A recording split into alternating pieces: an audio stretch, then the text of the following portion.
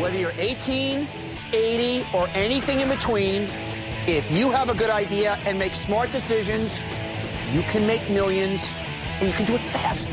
The proof is all around us in the young and the rich. Tonight, we'll show you what they're doing and doing fast to make those millions so you can do it too.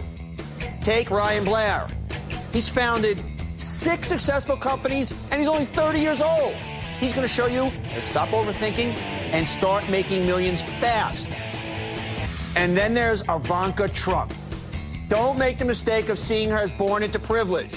She's got the instinct for making money, and she's going to open your eyes to winning in business and making millions fast. Let the young and the rich teach you to make money fast. I'm Donnie Deutsch, and that's tonight's big idea. I couldn't shoot a jump shot, I couldn't sing, I couldn't act, I couldn't dance, so about the only way that I was going to become rich was if I started my own company. I'm Ryan Blair, and I'm a serial entrepreneur. I've started 6 multi-million-dollar companies by the time I was 30 years old. 24/7 Tech, multi-million-dollar business. Sky Pipeline, $25 million business. ViSalus Sciences, $100 million company. I can't believe I am where I am. When I made my first million, I was in awe. It was like my entire life had changed forever. Where I'd come from, I had nothing to lose. So most entrepreneurs, they fail because they have something to lose. For me, there was no way I was heading back to where I came from. Life could only get better, and life could only get bigger. Well, life's been great for you, sir. Tonight, we're teaching people it doesn't always take 100 years to make the money. I mean, you at 19 had your first company, 6 companies, all multi-million-dollar companies by the time you're 30.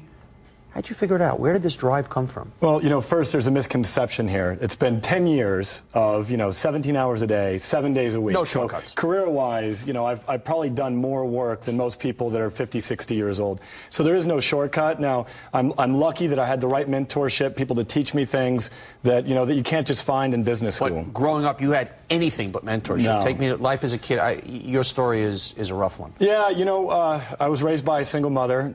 Tragedy struck my family when my father got addicted to drugs. He was a middle-class, successful person. So I started out with a decent lifestyle, and then we lost everything.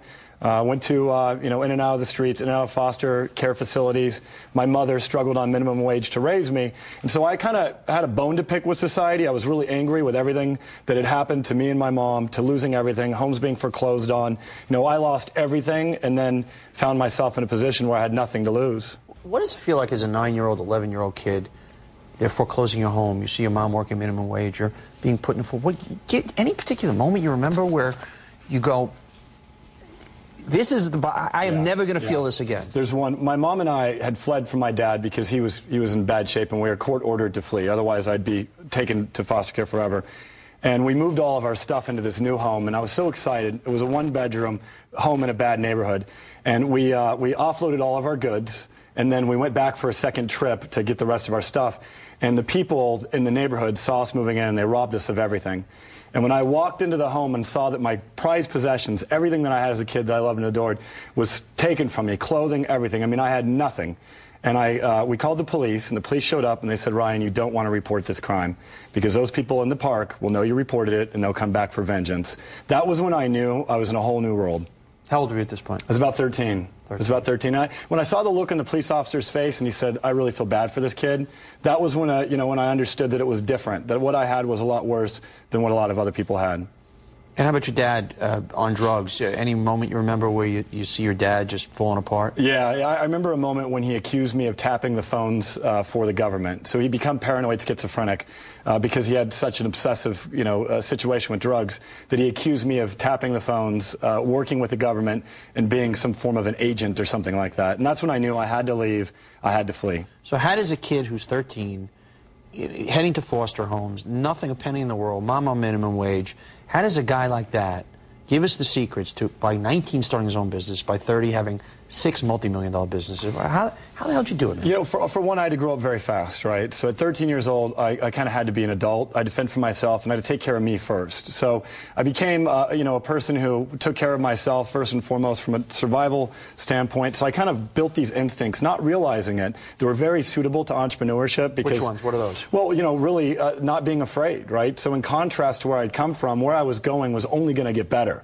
So I was never going to go back to the bad neighborhood. I was never going to go back to a 1-bedroom four-bedroom shack in the middle of a, gang-ridden territory. I'd never go back there. So starting a business was real easy. It was risky, though. I left a job, a career where I was making close to $100,000 a year. I was 19 years old, and I said, I'm going to risk everything. But how will you take me to that math? Once again, you're a kid in the ghetto. You're a kid with nothing. You're foster homes. How do you make $100,000 a year at 19 years old? It's an interesting story. I was in youth camp, and I found in preparation for coming on the show here, I found a letter that I wrote to my mom in camp saying, I'm going to do better. I'm going to get my life. I'm going to make you proud one day. And today, I started playing with computers, and I really think I want to do something in the industry or in the field of computers. It wasn't that quite articulate, but I have that letter, that moment. I didn't realize it at the time. I didn't even realize it. I was about 14 years old. I was in camp for over a month, and I remember I really was fascinated by computers. And at the time, if you recall, in the .com 1.0 era, anyone who had skills with regard to computers, there were talent that was high in demand, and we were making absurd amounts of money. So I would get, I'd sign on to a company, get a $15,000 signing bonus, and 3 months later, I'd get a 30% raise and sign on to another. And what happened at 19? So at 19 years old, I got struck with the idea to be an entrepreneur. I was afraid, though. I'd had a lot of things going, right for me, making good income. I'd bought a car, so I'd taken some risk, got some debt. And I decided I wanted to be an entrepreneur, and I went to my mentor, my stepdad, and I said, I'm thinking about being an entrepreneur. And he said, do it. You have nothing to lose. So what? If you fail and if you lose everything, who cares? You're still going to be the same person. What people don't understand in our society is even if you're down to the lowest financial lows, you're going to wake up alive the next day. You're not going to have everything, your life, your body, your health cannot be taken from you if you've taken, control and taken care of it. And once again, and your stepdad was right. So what? Yeah. But what? You lose. You still got, and then you put one foot in front of the next day. But now everybody else in the world lined up to tell me don't do it, right? Because everybody, the old they said, right? They said that entrepreneurship doesn't work, or they said the industry you're getting into is difficult. So don't listen to these people that are telling you advice unless they're qualified to give it. People who have done it, who have lived it, and then listen keenly. What's your formula? What's the Ryan formula for? You want the big bucks? Obviously, you're going to have to work your hard, kill yourself. But here are the speed tips. Self-assessment. So know where you're weak. Surround yourself with people that are going to strengthen your weaknesses. I mean, I've got the best staff in the world. So my companies are so successful is because of the management team that we've assembled and the been able to fill the gaps on so that I could really power on my strengths and work on my strengths. So surround yourself with the right people. And as an entrepreneur, now that we have some capital, I can afford to hire these great minds. Prior to that, what I did is I gave them equity in my businesses, and I got them to sit on my board. People like yourself, I'd ask, join me on my board, teach me how to become a successful entrepreneur, tell me what I need to know. Be a student every day. Ryan Blair, guy who's making it big and making it fast, and a hell of a dresser. Serial entrepreneur and founder of 6 companies by the time he's 30, each one making millions. More big ideas.